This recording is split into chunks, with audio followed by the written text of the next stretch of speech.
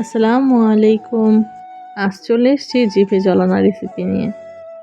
রাস্তাঘাটে হরহামেশাই দেখা যায় বিভিন্ন ধরনের টক ফলের ভর্তা বানানো হচ্ছে, কিন্তু বাসায় এইভাবে ভর্তা বানিয়ে খেলে বাহিরের ভর্তা আপনার খেতে ইচ্ছে করবে না। আমি আজকে একটি ফল দিয়ে ভর্তা বানিয়ে নিচ্ছি। আপনারা চাইলে কয়েক ধরনের ফল মিক্সড করে নিতে পারেন।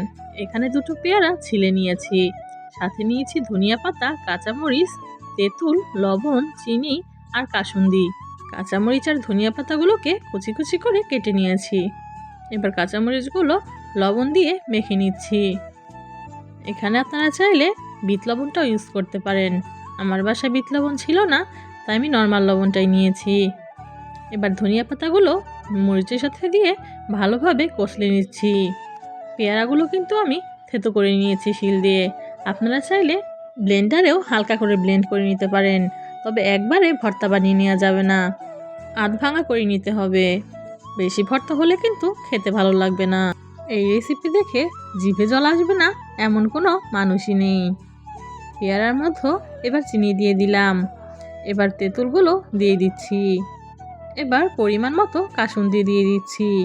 লবণ চিনি আপনাদের স্বাদ অনুযায়ী দিতে পারেন। কেউ চিনি বেশি খায়, কেউ মিষ্টি কম পছন্দ করে। যারা কম পছন্দ করেন তারা চিনি কম করে দিয়ে নেবেন, আর যারা বেশি পছন্দ করেন আমার মতো তারা একটু বেশি করে দিতে পারেন।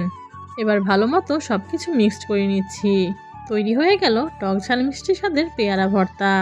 আমার ভিডিওগুলো যদি আপনাদের ভালো লেগে থাকে চ্যানেলটিকে অবশ্যই সাবস্ক্রাইব করবেন, আর ফেসবুকে থেকে দেখে থাকলে পেজটিকে অবশ্যই ফলো দিবেন। আজকের মতো এই পর্যন্তই।